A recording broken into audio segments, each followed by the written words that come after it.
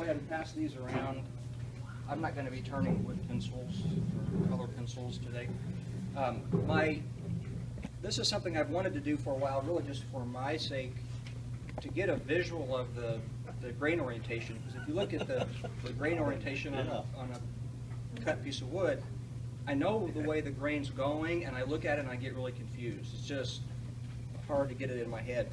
So I thought, you know, this represents the grain of the wood. So I glued those up and turned them. Sounds really easy. It's a nightmare. But at least we can get a visual of the grain orientation. And then I thought if we can apply that visual then to our piece of wood and see what's the best way to approach that grain orientation to reduce things like tear out. Main thing is tear out. So these are really just a visual. That's CA glue you glued that with? That's CA glue. The first one I did CA glue, and it took me a bottle of CA glue and a lot of fumes. And then you never did get your fingers caught. Well, I didn't say that. I've gotten to where I get my finger off really quick, and then I go deal with it later. So the first one I glued up with a bottle of CA glue, and then I thought, well, I'm just going to use some wood glue on another one. So my wife and I have been collecting sale colored pencils. School time, so you can get it 12 for $1. So I glued up a big chunk of them with just regular wood glue. And it's been a week sitting there, and I tried turning it yesterday, and I have pencils all over my shop. I would turn the lathe on, and it would fall apart without touching it. Well, come to find out, some of the glue inside is still wet a week later.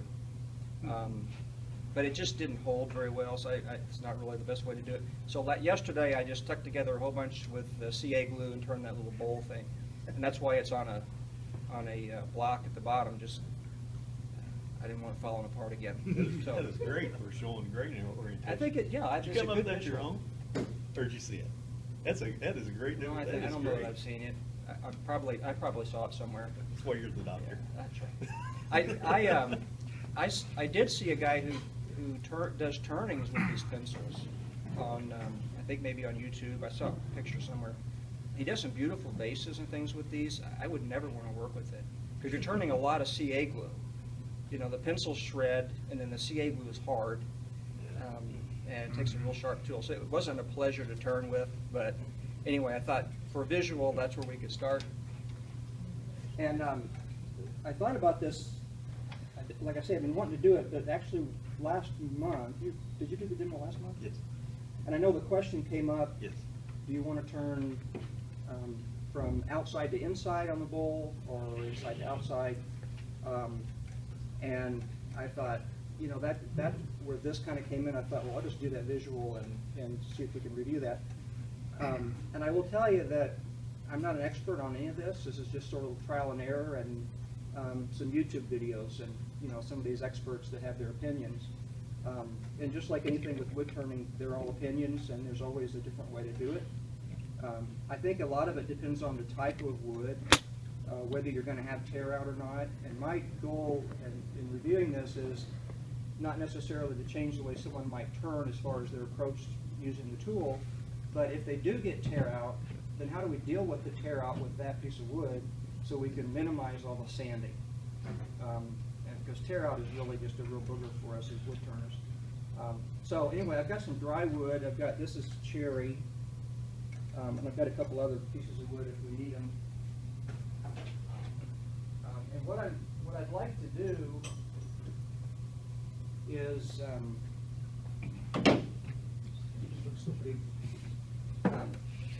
is turn one direction on this wood and see what kind of tear out there is, and then turn in the other direction and see what kind of tear out there is, just to demonstrate the grain orientation.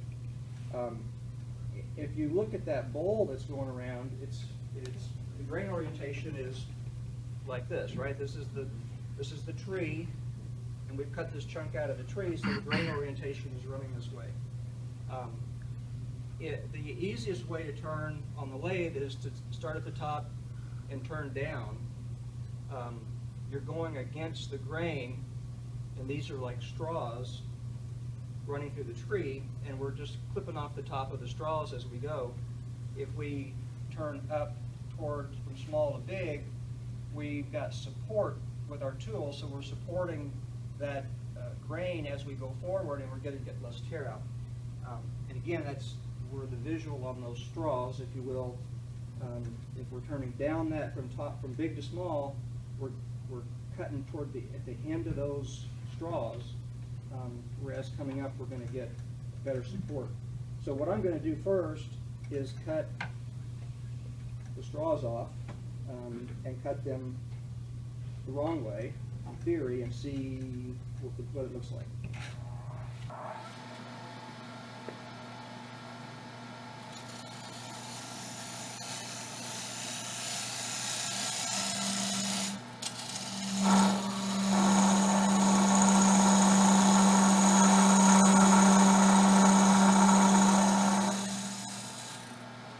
Okay, so this is cutting a light cut.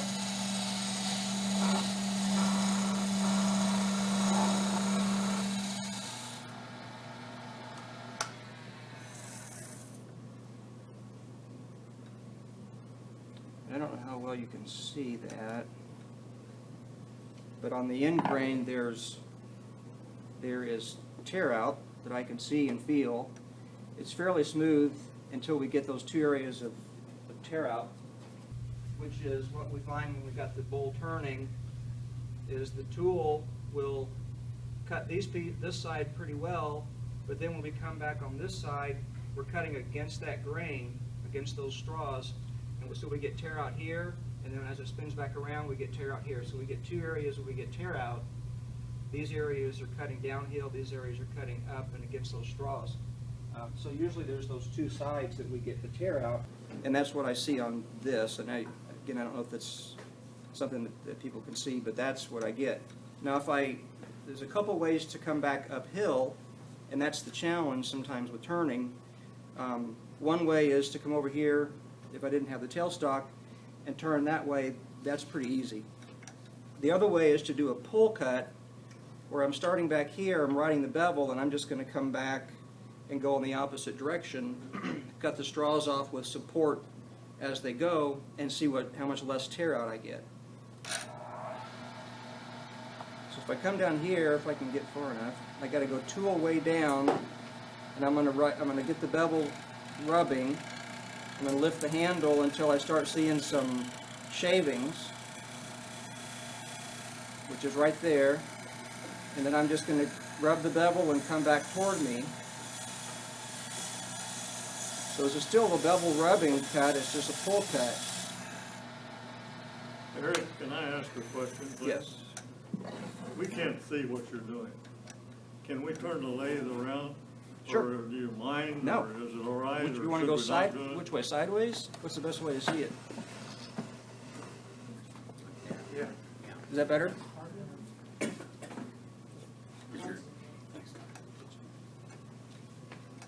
All right, so now with this, even just with one cut, Could you make a cut again? yeah, I have virtually no tear out there. Okay, so I've got to have the tool down, the handle down. Try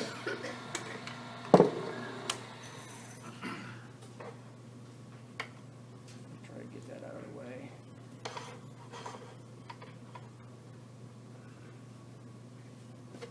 All right, so I've got the handle down, and I'm going to ride the bevel, and once I start getting the chips, I'm going to pull it toward me. All right, so I've got the heel touching. I'm just going to pull it up until I start getting some shavings. Get them right there, and I'm just going to pull it toward me.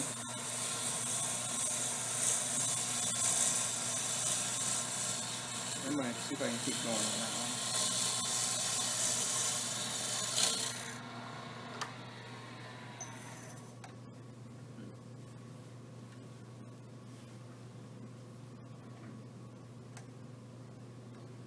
There's still just a little bit of tear out there, but there's just a huge difference in the directions that you turn one direction versus the other. If I come back, and this is something that you can kind of obviously easily demonstrate, just get an old dry bowl that's ready to be final turned, and you can kind of just do this back and forth.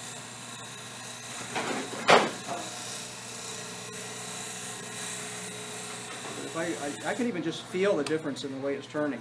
And I'm getting small, little bitty shavings. You know, this is pretty light touch. And there's tear out right there. And there's where I turn the other direction, there's not much tear out at all. So that makes a huge difference. And I could do the same thing on the other side. What I do want to show you is the pull cut on the other side.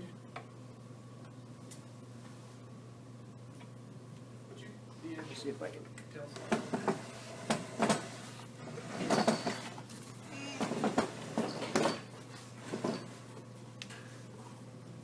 Is that okay for some? I'm going to do the same thing. I'm going to have my tool down. I'm going to put the heel against it and be on the bevel, and once then I pull up until I start getting shavings, then I just pull this directly toward me to get as far down as close as I can.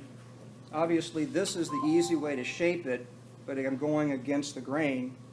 The easier way to go the right direction is obviously this way, that you can't do. So the pull cut lets you get up underneath there and still ride the bevel. Okay, so I've got my tool down, and I've got the heel touching there, and I lift it until I start getting shavings.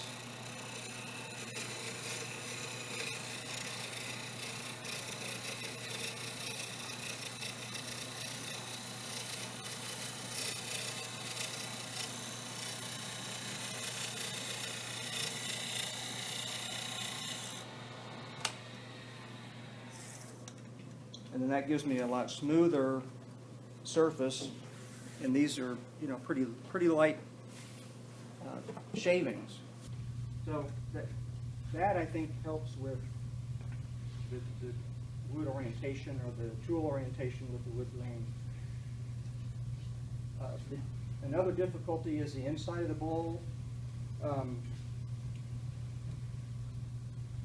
The inside of the bowl is the inside of the bowl, and that's difficult.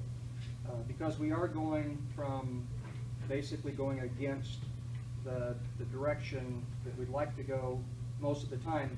Getting tear out is hard to get rid of because we don't have the option to go back another direction without getting a lot of catches. Part of the challenge, or the solution to that, one is really sharp tools, and I can't emphasize that enough. The tools need to be really sharp. And what I do after I turn a few times, particularly if I'm going to do that final pass before I'm going to be done and start sanding, is I go and sharpen. And if I sharpened, 5 minutes ago, I'm going to sharpen again before that final pass. I'll show you one trick that I think is really easy, because again, we're not just roughing out a bowl. We're using I know where I'm going to use the tool, and I'm going to use it right here on the edge. That's all I need to sharpen. So if I have turned a little bit and I want to do a little bit of a last pass and I want to sharpen again, instead of going back to the grinder, if I don't want to do that, I can just hone that a little bit with the diamond tool. And these things are really handy if you don't have one. This is a red one, I think, which is a medium to fine grit, 600 mesh it says. But what I want to do, since I know right where I'm going to use it, I'm going to hone a little bit on the inside, and then I'm going to hone the outside, and I can get that to where I can shave my arm with it, and that gives me a really good final pass, which is it's better than the grinder. So what I do is just do a little bit on the inside, just rub that a little bit. Can't do a whole bunch. I don't want to knock that off. All right, then the other thing I do then is I get this on the bevel, and because the grinder is round, there's going to be a little bit of a concavity to it, or concave. So there's the heel and the edge both are a little bit proud. So if I get this on the bevel and I just rub it, That's going to be enough to give me enough to make a shape with that. So then when I go back here and I do my final pass, I've got a super, super sharp tool for that last pass. Could you stick that up there again and show me exactly the angle that you? On the tool, with the tool? Yeah, Yeah. I very much appreciate that. Yeah. Got this, the handle down. All right. All right. And I'm going to ride this bevel right here. Okay. Okay, so got the heel, and I just, as soon as you turn it, you get that bevel. What you don't want to do is to ride the wing. You hit that wing, it's going to slip and catch. So you're really just turning right here on the very, very edge of the tool, which I think is the important thing is there's a real subtle difference between a mistake and not a mistake, or a catch and not a catch. How do I do this here? Here's my wing. Let me draw that. Where I'm riding is on the bevel right here, not at the tip, but what I want to avoid the wing. If you turn anything along the edge, along the wing here, it's going to spin and catch. So that's all I'm using is right there on that full catch. And then the other thing that I wanted to go over is shear scraping, which is different than cutting and it's different than scraping. Scrapers are just going to give you a lot of tear out on it, particularly in a hard wood like this, dry wood like this. Cutting is what I've been doing, but if I've got a place where I just have a really tough area of cutout and I want even finer shavings, then I can do this cut and really get a finer surface and less sanding even more. So what I'm going to do is I'm going to keep the tool down, but instead of riding the bevel like I was, what I'm going to do is turn the tool where it's almost face down.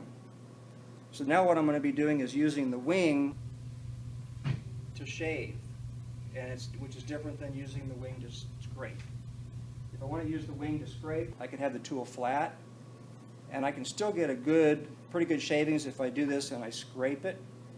But what I want to do is bring this tool up where I'm getting getting this really on a bias, where I'm getting the edge of this wing to cut, and you're actually going to get cut shavings rather than scrape shavings.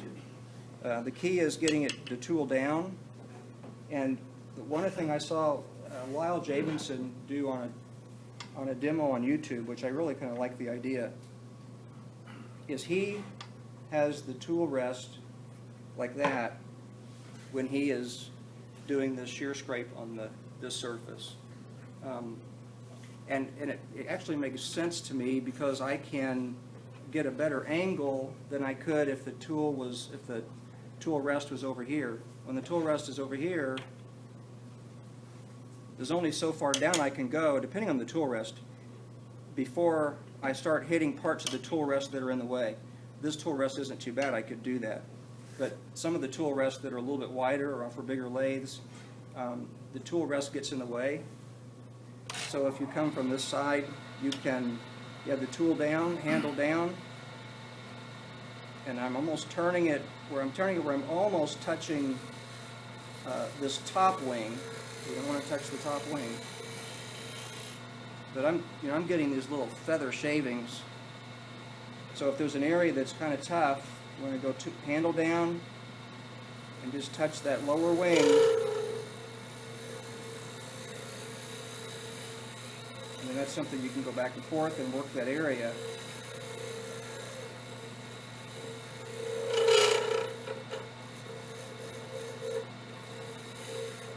But that's a cut to get it even smoother. And again, all this is to keep from having to sand so much and reducing the tear out.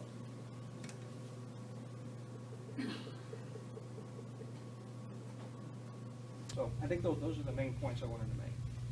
Sharp tool, understanding the grain orientation, and then these cuts, the pull cut, the shear scraping cut. So if you practice those, you really do get a lot less tear out, a lot less frustration. I've got several pieces of wood. If anybody wants to try some of this, to turn some, you're welcome to. Anybody have questions? Your shear scraping that she was using there, you're on a concave. What if it's on the convex? Oh, Like right there on the face, if it was more convex right there. you could, if this were This- convex, Yeah. How does that work whenever you can still shear scrape it. And with this tool rest, I could go like this. I could shear scrape it this way. Is that what you're talking about? If I Yeah. could do this? Yeah, you can shear scrape that still.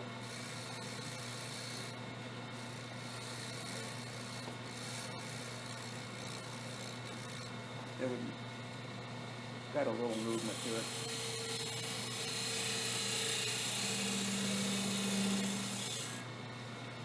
But you could still shear scrape it.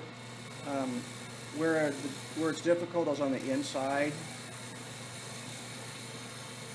You're going to get, it's just really easy to get a catch on the inside.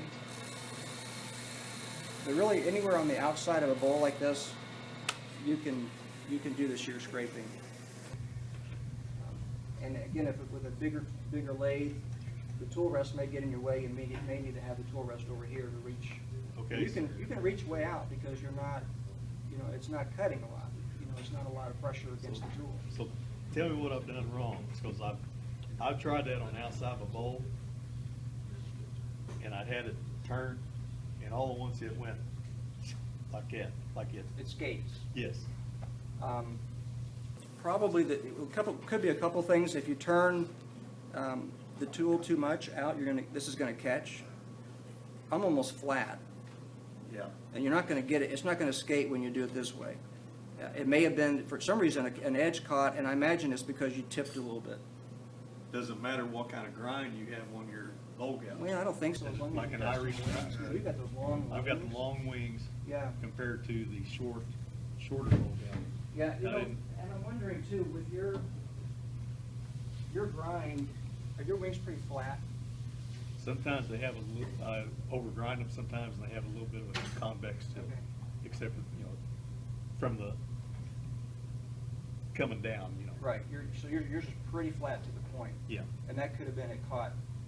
If I'm gonna do the shear scraping, I usually grab a tool that's got a little bit of a bow to it. I mean, this edge Like is yours. completely Yeah. straight, because that's what I'm gonna be cutting with. If it's completely flat, or if this sticks up, if the point is, gets in the way and that point hits, you're So gonna the point skate. in yours, you're catching about an eighth of an inch back from the point.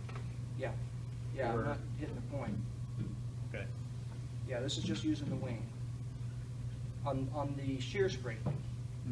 Okay. 'Cause I've used that method, and it works great, but there's been times where I've caught, and it's just like, the tool just.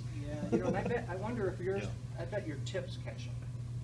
Okay. You might kind of look at that and see, because it's. Because I love the results you get out of that, because it does. Right, yeah. Just like I said last month, sanding is our enemy. Yeah. I was gonna say, in full disclosure, I'm being paid generously by the Save Our Sandpaper lobby. So, one would be move the angle of your tool rest. Yeah. The other might be that your tip's catching because it's pointy, because you're flat. Because it shouldn't catch, it shouldn't skate unless you're catching See, I something that grind- shouldn't be I caught. grind a long sweep back, like an Irish grind. It's a shorty. Okay, any volunteers? You can wear my smock. I'll turn the cameras off too, guys. We don't have to be recorded. Okay, that's it.